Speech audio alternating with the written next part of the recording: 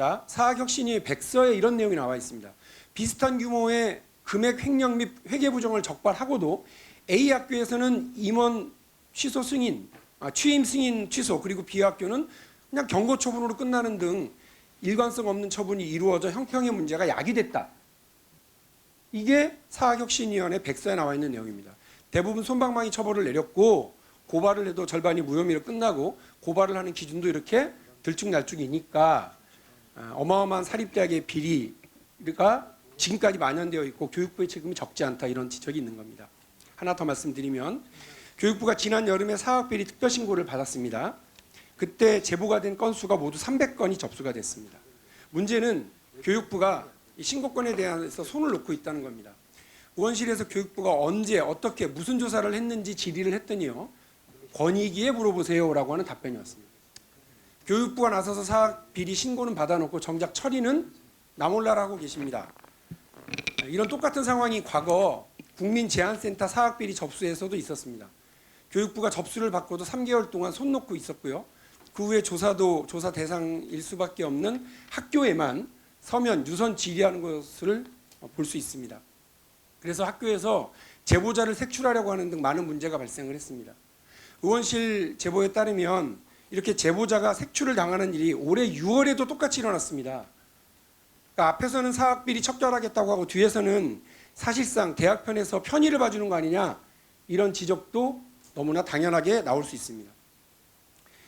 왜 이런 일이 벌어지는지 이 대목에서 교피아라고 하는 단어를 떠올리지 않을 수 없습니다. 부총리님, 그 교육부 공무원이 현재 사립대학에 몇 명이나 근무하고 있습니까? 제가 정확한 숫자는 파악하고 있지 못합니다. 교육부에서 올 초에 파악한 자료가 있습니다. 그런데 의원실에 자료 요구를 해도 주시질 않고 계십니다. 그래서 제가 교육부 자료하고 대학들에서 받은 자료를 토대로 해서 최소 인원을 헤아려 봤습니다. 그러니까 최소 113명의 교피아가 일선 대학에 재취업을 한 상태입니다. 거기에는 장관도 있고요, 차관도 있고요, 고공단 공무원부터 심지어는 8급 주무관까지 사립대학에 재취업한 상태입니다. 근데 이들이 대학으로부터 받은 급여 뭐 이런 등의 명목을 보면 최소 50억에 달합니다. 작년에만요. 다시 말하자면 대학들이 자발적으로 낸 자료를 토대로 한 것이기 때문에 정확한 상황이 절대 아닙니다. 오히려 축소되어 있겠죠. 내 선후배가 있는 곳, 혹은 내가 특혜를 보거나 수혜를 받아야 할 곳이라는 생각을 하게 되면 당연히 팔이 안으로 굽습니다. 혹시 사학비리가 만연해도 교육부가 제대로 대응하지 못하고 솜방망이 처벌에 그치는 이유가 바로 이 교피아들 때문 아닙니까?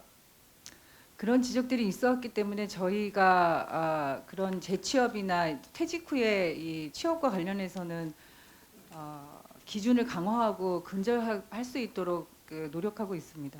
오늘 업무보고에도 교육혁신 방안 중에 사립대학 무보직 교원까지 퇴직공직자 취업 제한 기간 및 심사 대상을 확대 추진하겠다고 하셨어요. 네. 그 약속 지켜주시고 그리고 이미 파악한 자료도 의원실에 제출해 주시면 고맙겠습니다.